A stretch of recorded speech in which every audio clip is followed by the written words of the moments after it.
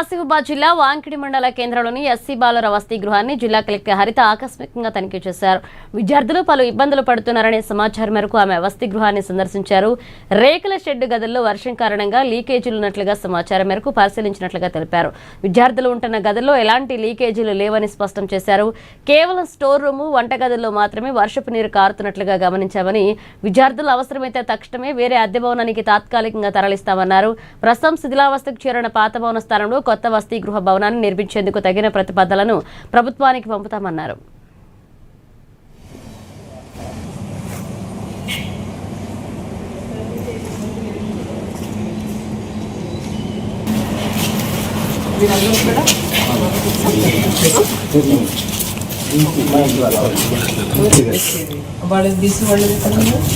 వాళ్ళ కుక్ వేరే, మీ కుక్ వేరే ప్రొవిజన్, కూరగాయలు అవన్నీ ఎక్కడ పెట్టారు?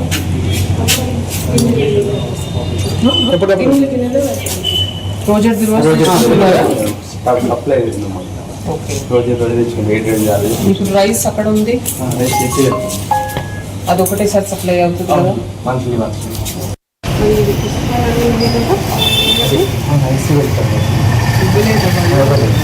హాస్టల్లో కొంచెం ఏమైనా విద్యార్థులకు ఇబ్బంది ఉందని నాకు మెసేజ్ వచ్చింది.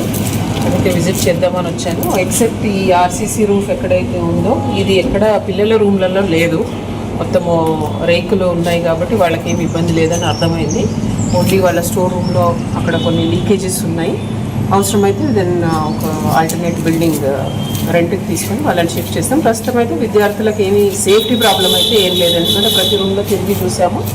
వాళ్ళందరికీ ఆర్సీసీ రూఫ్ లేదు, టిన్ రూఫ్సే ఉన్నాయి. లీకేజెస్ కూడా ఏమీ లేవు. సో ప్రస్తుతానికి వాళ్ళందరూ కంఫర్టబుల్గానే ఉన్నారు. So as of no problem. But permanent building కూడా పాతగా అయిపోయింది కాబట్టి కొత్త బిల్డింగ్ కన్స్ట్రక్షన్కి ప్రపోజల్ పంపుతాము. మీన్వైల్ ఏదైనా బెటర్ బిల్డింగ్ ఇక్కడ వాంకిడి చిన్న ప్లేస్ తెలుసు. సో ఇంతమంది పిల్లల్ని అకామిడేట్ చేయడానికి ఇమీడియట్గా దొరకకపోవచ్చు. ఏదైనా రెండు పక్క బిల్డింగ్లో ఉన్నా కూడా వాటినైనా మేము రెంట్కి తీసుకునే ప్రయత్నం చేసి వాళ్ళని ఒక బెటర్ బిల్డింగ్కి షిఫ్ట్ చేస్తాము. ఇప్పటికైతే there is no safety issue for any students. So that is confirmed. So అది ఫిజికల్గా చూద్దాము, న్యూస్ కరెక్టా కాదా అని చెప్పేసి వచ్చాను. నిర్మల్ పట్టణంలోని